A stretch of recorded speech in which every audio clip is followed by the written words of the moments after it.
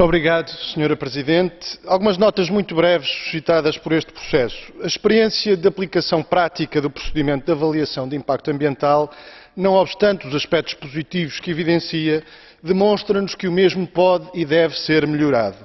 Importa uma outra atenção à análise dos impactos cumulativos de projetos, sejam do mesmo tipo ou de índole diversa.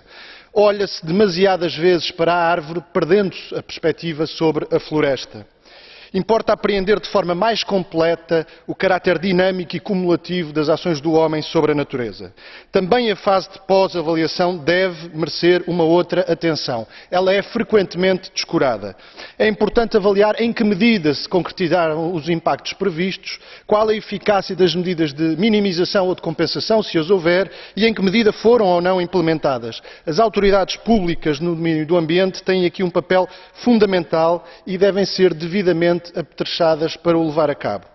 Finalmente, a transparência do procedimento, a participação e o escrutínio públicos revestem-se de uma importância decisiva para assegurar, tanto quanto possível, a transparência, a qualidade e a independência do estudo. Muito obrigado.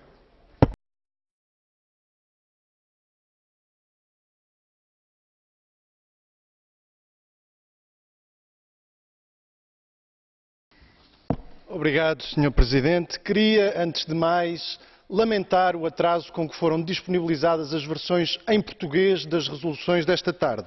Algumas delas não estão ainda disponíveis neste momento e, por este facto, queria aqui deixar o meu vivo protesto. Quanto à situação em Madagascar, a União Europeia pode apoiar um processo de reconciliação, mas deve fazê-lo sem ingerências ou interferências em assuntos relativamente aos quais apenas ao povo malgache cabe decidir. Sobretudo, a União Europeia não deverá interferir tomando parte no conflito. É no interesse do povo malgache e não de qualquer uma das partes em conflito que devem ser desenvolvidos todos os esforços.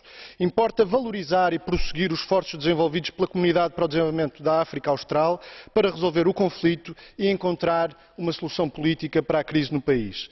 Pela nossa parte, queremos aqui reafirmar a necessidade de respeitar a capacidade do povo malgache escolher e determinar o seu próprio futuro. Muito obrigado.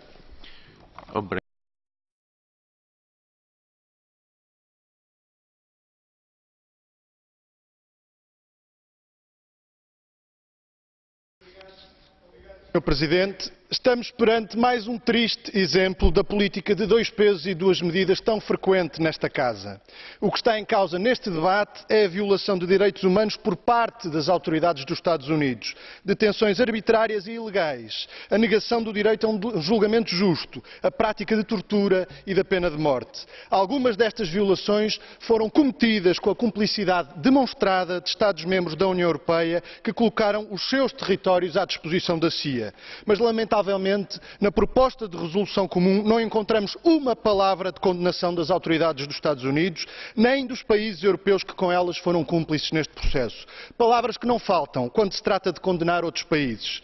Neste caso, as exigências transformaram-se em pedidos e opta-se antes por assinalar, como se faz no primeiro ponto da resolução, a estreita relação transatlântica baseada em valores comuns e no respeito pelos direitos humanos. Aí está esse respeito. É lamentável, mas muito esclarecedor. Sr. Presidente, deixe-me terminar dizendo que, mais do que apelar ao encerramento da base de Guantánamo, seria importante reclamar a restituição a Cuba da soberania sobre esta parte do seu território ilegalmente ocupada pelos Estados Unidos. Muito obrigado.